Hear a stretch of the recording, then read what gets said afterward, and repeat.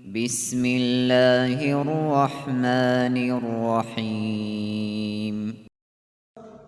Tezek menen söökө istinja kılıp daarатканага барганда тазалык куралы катары, каражат катары бул тезек менен сөөктү иштетүүдөн пайгамбарыбыз тоскон. Тоскондо да ушундай айткан сөзү бар. Иннахума заду ихваникумул джин. Бул силердин бир тууганыңар жиндердин азыгы болот. Ошондуктан сөök менен тезек менен истинжа кылбагыла деп пайгамбарыбыз айткан.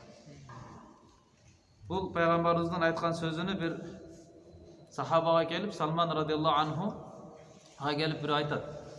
Калп эле пайгамбарыбызга тийиш үчүн. Хал аллама набийюкум кулла шайин хаттал хираа. Силердин пайгамбарыңар силерге бардык ар бир нерсени үйрөткөн, Жада калса daarатканада истинжа кылышты дагы. Daarатканада кантип тазаланыш керек, ушуну дагы үйрөткөн, мындай кычыган суроо да. Ушуну да билбейсиңерби дегендей кылыпчы. Десен ошо сахаба ошондо төшүнү кагып сыймыктанып айткан, ооба деген.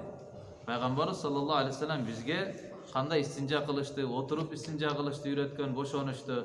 Пайгамбарыбыз сол колду иштетишти үйрөткөн. Пайгамбарыбыз сөөктү, тезектерди истинжа катары иштетпегенге пайгамбарыбыз үйрөткөн деп ошондо истинжанын, daarаткананын адептерини сыймыктануу менен баяндаган.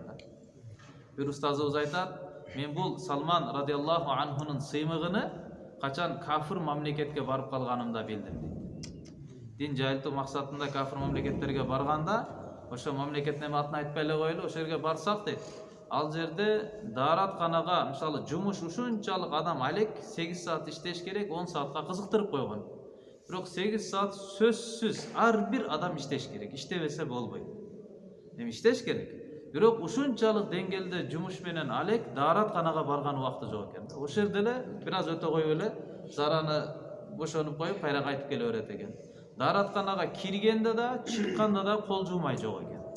Анан бир мамлекеттик деңгээлде оору тарап кетип, гигиена жактан бир оорупка тарап кетип, анан ошондо закон чыгарыптыр, кабыл алышыптыр. Daarатканага кирер алдында колуңарды жууп киргиле депчи. Темир тезек тияк бияк кир менен кире бербегиле деп. Ошо жерге барганда пайгамбарыбыздын тамак жеген адеби, пайгамбарыбыздын daarатканага кирген адеби, биз ислам мамлекеттеринде жашап калган үчүн Орто Азия өзгөчө.